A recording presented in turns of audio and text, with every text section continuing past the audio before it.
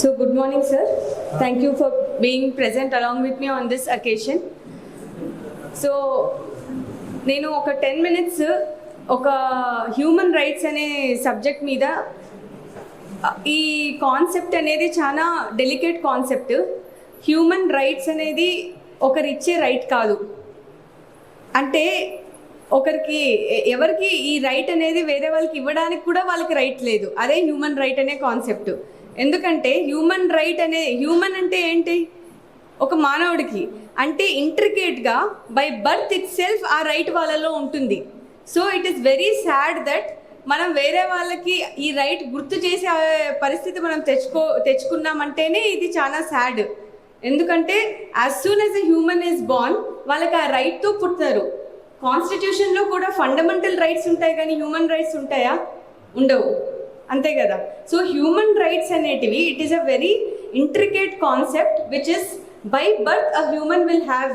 So వేరే వాళ్ళకి ఆ హ్యూమన్ రైట్స్ ఇవ్వడానికి కూడా హక్కు లేదు.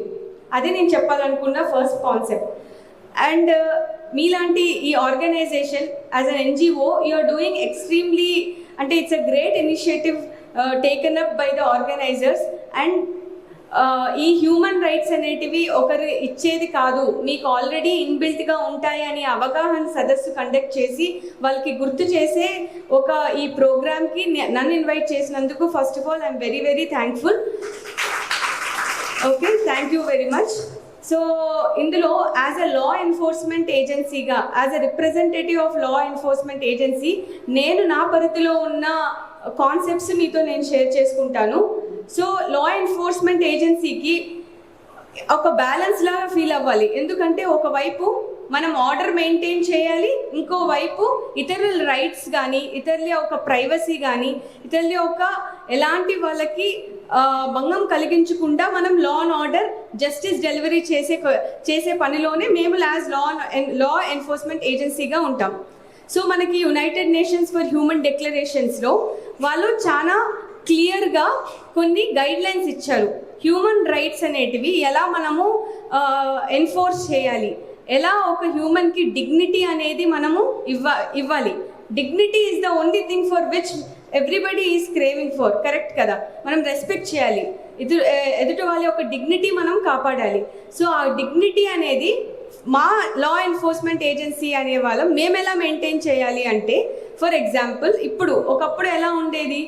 సో వీళ్ళు దొంగతనం చేశారు అనే ఒక పాయింట్ ఆఫ్ వ్యూలో మనం నిందేసిన వెంటనే ఏం చేస్తారు? వాళ్ళని తీసుకొని వచ్చేసి ముందు కాలం పోలీసింగ్ ఎలా ఉండిండేది? ఒక 10 రోజులు కూడా తిరిగి వచ్చేవాళ్ళు కాదు, కొడుతూనే ఉండింటారు, మీరు వినింటారు కదా. కానీ ఇప్పుడు అలా జరగడానికి లేదు. ఎందుకంటే మనకి number of supreme court guide lines వచ్చాయి. మనకి D K Basu versus state of West Bengal guide lines కూడా ఉన్నాయి. అంటే ఒక పర్సన్ని మేము అరెస్ట్ చేయాలన్నా కూడా ప్రాపర్గా మేము వాళ్ళకి అరెస్ట్ గ్రౌండ్స్ అనేటివి చెప్పాలి. తర్వాత వాళ్ళ రిలేటివ్కి మేము ఇన్ఫార్మ్ చేయాలి, ఖచ్చితంగా మేము వీళ్ళని తీసుకొని వెళ్తున్నాము. సో ఇవన్నీ human rights from law enforcement agency నుంచి వస్తారు. సరే, ఒకప్పుడు ఏంటి, ఏ అనే పర్సన్ని మేము అరెస్ట్ చేసాము అంటే ఏంటి, ఎవరో ఒకరు చెప్పింటారు తీసుకొని వచ్చాలని. ఆ తర్వాత అతన్ని మనము కస్టడీలో ఉంచేసి ఒక 10 days 15 days తర్వాత ఇతని కాదు ముద్దాయి అని తేల్చి అతన్ని పంపిస్తే ఆ 10 రోజులు అతని మానసికంగా పడిన బాధకి మనం తిరిగి ఇవ్వలేం కదా. అందుకనే ఇప్పుడు ఫోరెన్సిక్ అనాలిసిస్ ద్వారా ఖచ్చితంగా మేము సర్కమ్స్టాన్షియల్ ఎవిడెన్స్ అనేది మేము ఫామ్ చేయాలి. ఖచ్చితంగా ఇతనే నిందితుడు అనేది మేము ప్రూవ్ చేయకపోతే రిమాండ్ కూడా కోర్టు తీసుకోదు. సో అంతగా హ్యూమన్ రైట్స్ అనేటివి ఇప్పుడు ఇంపార్టెన్స్ వచ్చింది. మేము ఎలా ప్రూవ్ చేయగలుగుతాము ఇతనే నిందితుడు అనేది? CCTV cameras, body worn cameras, అంటే identification, DNA profiling. So scientific analysis ద్వారా ఆ నిందితుడి యొక్క ఐడెంటిటీ ప్రూవ్ చేస్తే కానీ కోర్టు కూడా తీసుకోదన్నమాట. So this is one of the way మేము లా ఎన్ఫోర్స్మెంట్ ఏజెన్సీస్ నుంచి మేము పాటించే కొన్ని గైడ్ లైన్స్. ఖచ్చితంగా టెక్నికల్ ఎవిడెన్స్ అనేది చాలా క్రూషియల్ రోల్ ప్లే చేస్తుంది. సో మనం కరెక్ట్ లైన్స్లో మనం వెళ్ళగలుగుతున్నాం. సో రాంగ్ అంటే ఇప్పుడు మనకు జస్టిస్ సిస్టంలో నిందితుడిని మనము శిక్ష వేయకైనా పర్వాలేదు, కానీ ఇన్నోసెంట్ని మాత్రం శిక్ష పడేట్టుగా చేస్తే దట్ ఈస్ నాట్ కరెక్ట్. అదే మన జస్టిస్ సిస్టమ్ అనేది చెప్తుంది. So from our side how we are going to help. So second point what I want to tell us community policing. So community policing అంటే ఏంటి? సో మీలాంటి వాళ్ళే ఖచ్చితంగా మీరు స్కూల్స్కి వెళ్ళాలి. స్కూల్స్కి వెళ్ళి వాళ్ళ రైట్స్ ఏంటో వాళ్ళకి చెప్పాలి. ఇప్పుడు కొంతమంది ఇప్పుడు సార్ చెప్తున్నారు పోక్సో గురించి మీకు అవగాహన కలిగించి. పోక్సో యాక్ట్ గురించి అమ్మాయిలకి ఐడియా ఉంది కానీ అబ్బాయిలకి ఐడియా ఉండడం లేదు. ఎవరికి ఐడియా ఉండాలి? పోక్సో యాక్ట్ అబ్బాయిలకే కదా. చాలా సాడ్ పార్ట్ ఏంటంటే మీరు ఏం చేయాలంటే గర్ల్స్ స్టూడెంట్స్ అందరినీ పక్కన పెట్టి పోక్సో ఉంది. అవును, ఇప్పుడు పోక్సో యాక్ట్ గురించి ఎవరికి తెలియాలి? Boys have to be known that there is an act called POCSO. 18 years below ఉన్న చైల్డ్కి తన కన్సెంట్ ఉన్నా కూడా, తనకి ఇష్టపూర్వకంగా వెళ్ళినా కూడా ఆ అబ్బాయితో పోక్సో యాక్ట్ వర్తిస్తుంది. చాలా మంది ఏమనుకుంటారు, కన్సెంట్ అనేది ఇచ్చినాం కదా, ఇష్టపూర్వకంగా వెళ్ళాం కదా, అది రేపు ఎలా అవుతుందో అబ్బాయిలకు తెలియదు. సో ఈ పోక్సో యాక్ట్లో మెయిన్గా అబ్బాయిలకి అవగాహన కల్పించాలి మీరందరూ. సో అంతే కదా, అమ్మాయిలకి మీకు రైట్ ఉందని మన అమ్మాయిలకి చెప్తున్నాం. మరి అబ్బాయిల సైడ్ మీకు డ్యూటీ కూడా ఉంది అని చెప్పి వాళ్ళకి గుర్తు చేయాలి మనం. ఈ పోక్సో యాక్ట్ అనేది చాలా very very very important act. అందులో మనకి విజయనగరం జిల్లాలో మనకి చాలా క్విక్ ట్రయల్ జరుగుతుంది. నిజంగానే పోక్సో జడ్జ్ మేడంకి చాలా హ్యాట్స్ ఆఫ్ చెప్పాలి. ఎందుకంటే మినిమం 20 years పనిష్మెంట్ ఇది. ఒక్కసారి పోక్సో యాక్ట్లో కన్విక్షన్ జరిగితే 20 years కంపల్సరీ పనిష్ అవుతారు. సో ఇప్పుడు ఆ అమ్మాయి కన్సెంట్ ఉన్నా కన్సెంట్ లేకపోయినా కూడా, even this is called technical rape. ఈ టెక్నికల్ రేప్లో ఏంటంటే ఇష్టపూర్వకంగానే ఆ అమ్మాయి వెళ్ళిపోతుంది ఆ అబ్బాయిని. కానీ ఆ అబ్బాయిలకి తెలియాలి, అలా తీసుకొని వెళ్ళకూడదు. అమ్మాయి ప్రోద్బలం పెట్టినా కూడా 18 years వరకే ఆగమని చెప్పాలి వాళ్ళకి. ఇది మనం చేయాల్సిన మొదటి బాధ్యత మనందరికీ.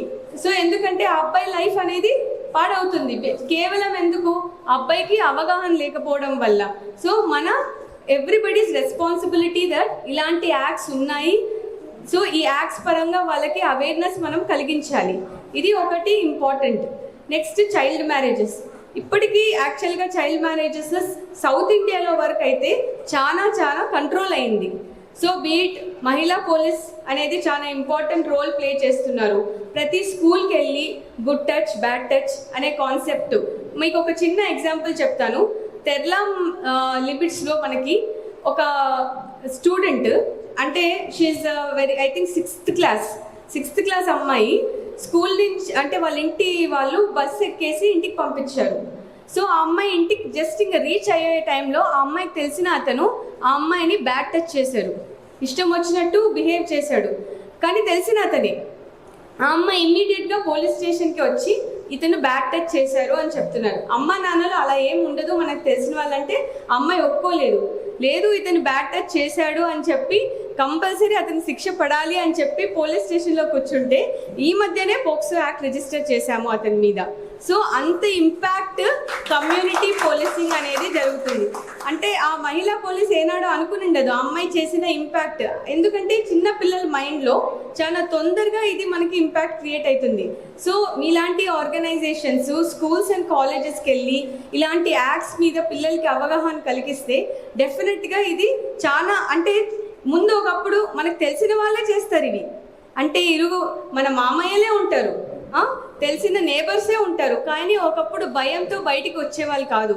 ఇప్పుడు భయం లేకుండా పోలీస్ స్టేషన్కి వచ్చిందంటే ఆ అమ్మాయికి నిజంగానే హ్యాట్స్ ఆఫ్ చెప్పాలి. అండ్ ఆ మహిళా పోలీస్కి నిజంగానే we have to congratulate that మహిళా police who has done her duty.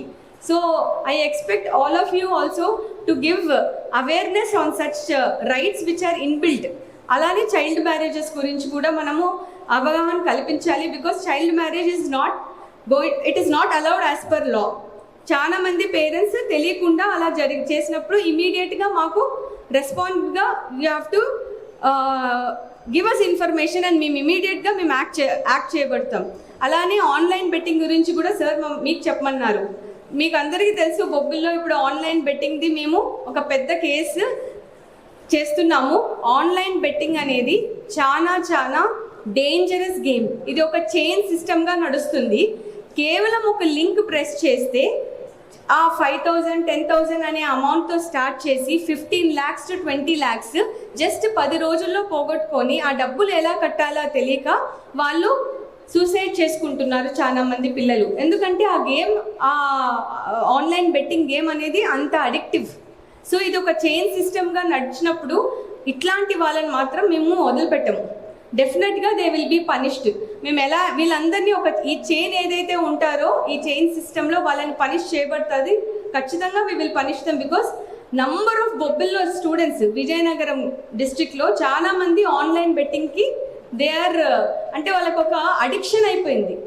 దాంట్లో నుంచి బయటపడాలా ఎలా తెలియట్లేదు.